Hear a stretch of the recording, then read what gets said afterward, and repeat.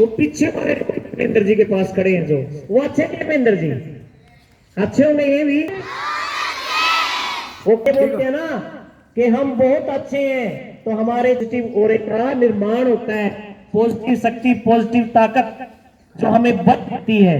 और परमात्मा भी खुश होता है कि मेरी बनाई गई सृष्टि से ये बच्चे खुश हैं, जो मैं कर रहा हूं उससे ये बच्चे खुश हैं। और बच्चे सभी जोर से बोलते हैं, हम कैसे हैं? बहुत अच्छे। जब आप जोर से बोलते हो ना बहुत अच्छे, तो ये आवाज भगवान तक जाती है। ये वैसे कोई सिंबल, जब आप बोलते हो ना धरती पर खड़े होकर अपने स्कूल में आकर कि हम बहुत अच्छे हैं, तो ये पॉजिटिव एनर्जी एक ऑरा पैदा होता है जो हमें ताकत देगा आगे बढ़ने में। प्यारे बच्चों,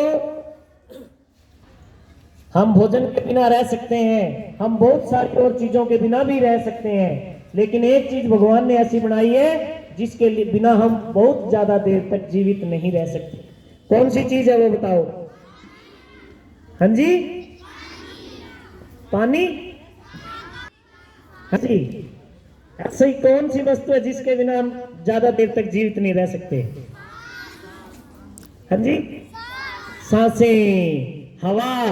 हवा के बिना हम ज्यादा देर तक जीवित नहीं रह सकते। एक बच्चा खड़ा है, भाई खड़ी हो बेटा, कोई लड़का हो, लड़का कौन? हम कहां से अंदर ले जाते हैं शरीर के, बताओ? तो छिद्र परमात्मा ने बनाए हैं जिनके अंदर से हवा हमारे शरीर के अंदर प्रवेश करती है।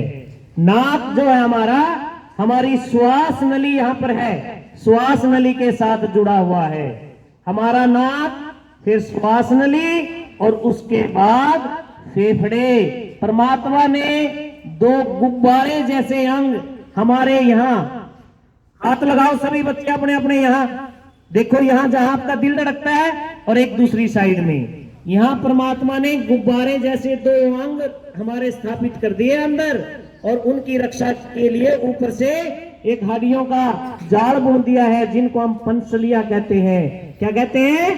पंसलियां। ये पंसलियां हमारी, यहां से दबा के देखो हड्डी दिखाई देंगी, ये पंसलियां हमारी, और इनके नीचे गुब्बारे जैसे दो अंग हैं जिनको हम बोलते हैं फेफड़े। क्या बोलते हैं? फेफड़े। फेफड़े क्या करते हैं? देखो जैसे हम सांस लेंगे लंबा, तो ये हवा भरी यहां पर और यहां दो गुब्बारे फूले, जब हम सांसें छोड़ते हैं तो हवा निकलती है और ये फेफड़े हमारे संकुचित हो जाते हैं। प्यारे बच्चों, मैं आपको थोड़ा सा फेफड़ों के बारे में बताना चाहता हूं। जो हमारे फेफड़े हैं, सभी अध्यापक भी सुने, बहुत काम की चीजें हैं, छोटी छोटी चीजें हैं। जो हमारे फेफड़े हैं उनके अंदर जैसे मधुमक्खी का छाता होता है ना, ऐसे ऐसे बने हुए हैं हाउस, कोम्ब हाउसेस बोलते हैं उनको, कोम्ब हाउसेस हमारे फेफड़ों के अंदर बने हुए हैं। और एक जो टोटल इनकी संख्या है हाउसेस की, वो 7.5 करोड़ है। कितनी है? 7.5 करोड़ छिद्र हमारे फेफड़ों के अंदर परमात्मा ने बनाए हैं। और एक स्वस्थ आदमी की फेफड़ों के अंदर हवा भरने की कैपेसिटी 4 से 5 लीटर है। हम अपने फेफड़ों के अंदर 4 से 5 लीटर तक की हवा भर सकते हैं, लेकिन हम अपने जीवन में अपने फेफड़ों का कभी भी पूरा उपयोग नहीं करते। हम केवल 2 करोड़ से लेकर 2.5 करोड़ तक के छिद्रों का प्रयोग करते हैं। एक आम आदमी जब सांस लेता है तो वो केवल 1.5 से 2 लीटर हवा अपने शरीर के अंदर भरता है। एक धावक जो दौड़ता है वो लगभग 2.5 से 3 लीटर हवा अपने शरीर के अंदर भरता है। लेकिन जो आदमी योग करता है, परमात्मा के अंदर ध्यान लगाता है, जब वो लंबे सांस लेता है तो वो अपने शरीर के अंदर 3 से 3.5 लीटर तक की ही हवा भर लेता है। यही कारण है कि हम बीमार होते हैं। जो आदमी जितनी कम हवा अपने फेफड़ों के अंदर भरेगा, उसकी इम्यूनिटी पावर उतनी ही कम होगी। तभी बोला गया हमारे शास्त्रों के अंदर भी कि हमें कैसे सांस लेने चाहिए? लंबे लंबे सांस लेने चाहिए। कैसे सांस लेने चाहिए बच्चों? हमें लंबे लंबे सांस लेने चाहिए। हमें कभी भी छोटा सांस नहीं लेना चाहिए।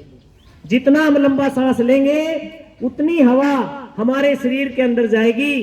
कोशिश करो आपके शरीर के अंदर 3 लीटर से ज्यादा हवा जाए एक बार में। 3 लीटर से ज्यादा हवा एक सांस में आपके अंदर जानी चाहिए।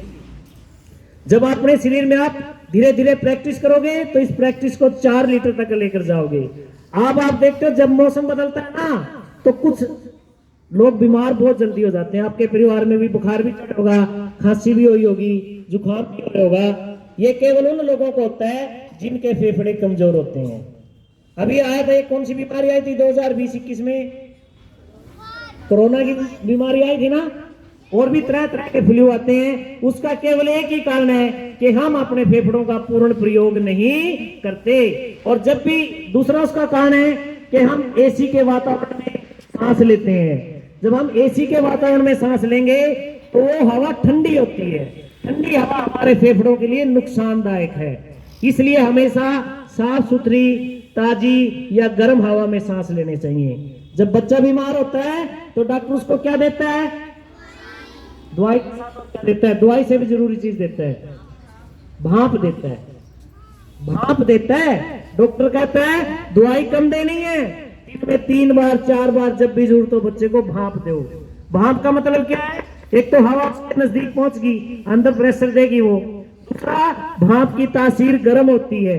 जब गर्म हवा हमारे शरीर में जाएगी तो हमारे फेफड़े खुश होंगे, और जब फेफड़े खुश होंगे हमारी इम्यूनिटी पावर बढ़ेगी। जब हमारी इम्यूनिटी पावर बढ़ेगी, रोग प्रतिरोधक क्षमता बोलते हैं उसको, जब वो हमारी बढ़ेगी तो हम बीमारी नहीं होंगे। ये बात आप प्रयोग करके देख लो। मैंने अपने जीवन में इस बात को पूरा प्रयोग किया। मैंने 1 घंटे तक अनुलोम विलोम किया, लगभग 1 घंटे तक लगातार लंबे लंबे सांस लिए। और इस वर्ष मेरे को ना तो बुखार आया जी, ना मेरे को खांसी हुई, ना मेरे को शरीर में कोई और दूसरी तकलीफ हुई। मैंने अपने फेफड़ों को मजबूत किया। तो मैं चाहता हूं कि मेरे स्कूल के जितने अध्यापक हैं, जितने बच्चे हैं, आपका जितना परिवार है वो हमारा सबका एक परिवार है। और वो परिवार हमारा स्वस्थ रहे, और वो स्वस्थ रहेगा हमारे खाने पीने की आदतों से और हमारे सांस लेने की आदतों से। तो सभी अध्यापक क्लास में बच्चों को छोटी छोटी अच्छी अच्छी बातें बताएं कि हमें सांस कैसे लेना है। लंबा सांस लेके दिखाओ, सारे लंबा सांस, सभी लंबा सांस ले, और सांस को रोको थोड़ी देर के लिए अपने अंदर, इसको अपना काम करने दो पूरा।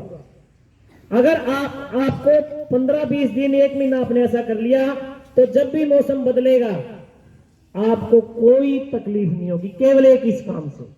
आपके सिर में कभी मतलब सिर दर्द होगा, क्योंकि ऑक्सीजन हमारे शरीर के अंदर जाएंगी। और इसका एक आजकल एक बहुत बुरी बीमारी चली हुई है, कैंसर। सफर करता हूं, लेकिन आपने कभी स्कूल में आकर मेरे को थका हुआ देखा जी? किसी ने बता दो, एक भी टीचर किसी ने मेरी खा सकते हो। हवा ले जाओ अपने शरीर के अंदर जितनी ले जा सकते हो। जितनी मात्रा में ऑक्सीजन आपके शरीर के अंदर जाएगी, जो ऑक्सीडेशन होगा शरीर के अंदर आपके ऑक्सीजन। अच्छा एक और बता दूं मैं आपको बात,